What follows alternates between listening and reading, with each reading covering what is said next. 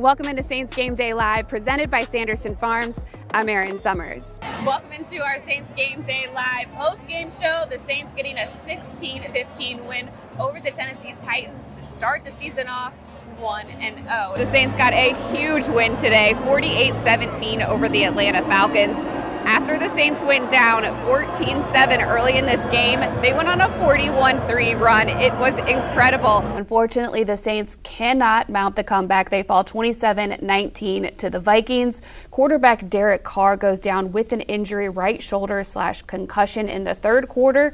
Quarterback Jameis Winston comes in, throws 2 touchdowns. However, it is just not enough. How different was this game once the change at quarterback happened, Scott? Yeah, I think it was a huge difference. I'm looking at defensive end Cam Jordan to get going in this one. He likes to eat against the Falcons. He has 23 total sacks, 27 tackles for a loss in 24 games against the Falcons. That would give you some extra rushes against a Titans defense that's really good against the run. Titans defense was number 1 against the run last season. However, they were last in the league against the pass. It might be an area that Derek Carr and the Saints look to attack. When you look at teams on paper, you like to say, we have a better this, we have a better this, and then you go down the schedule and you feel like you have a lot better than what other teams have. It should result in wins. Look, you're married, but when you date, people look good on paper, and it does not translate all the time. So I understand exactly what you're saying.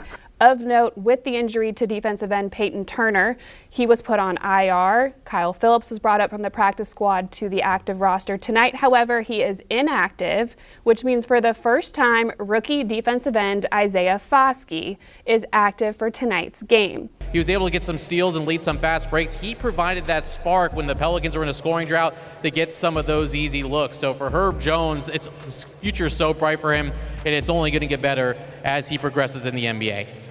Speaking of steals, the Pelicans have been able to make some steals in the undrafted free agent market. When everything's done tonight, it's going to get a little crazy, and they're going to be looking for the next Jose Alvarado or Naji Marshall. What has stood out to you about how the Pelicans have been able to find those diamonds in the rough?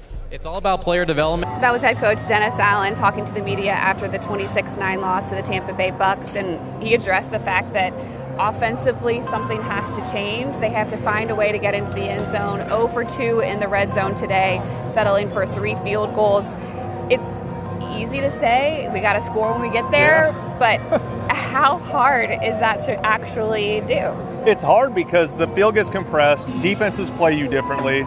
Since 2008, the Saints have made 20 draft day trades, and they have all been to move up. Nick, you think we see one again this year? I mean, if you're betting, I would say yeah. The Knicks are coming off a back-to-back, playing in Atlanta just last night. They're led by Julius Randle, RJ Barrett, and Jalen Brunson. That trio combined for 69 points a game last season. With Ritter, they're only averaging 17 points a game. Heineke was getting them up to 24, which is a big difference in the NFL. How much does Ritter change the game for the Falcons? Well, Ritter was the quarterback of record when they won in Atlanta against the Saints. Timing the rhythm between the quarterback and the receiver, which is tremendously important. That timing and rhythm was as good as it's been all year. Oh, and this is definitely what everybody was waiting for with the signing of quarterback Derek Carr. And they did talk a lot about the chemistry. It just takes time to develop. This past month, it's felt good. It's looked good. Head coach Dennis Allen is approaching the podium now, so we're going to send it in there and get his thoughts on this big win.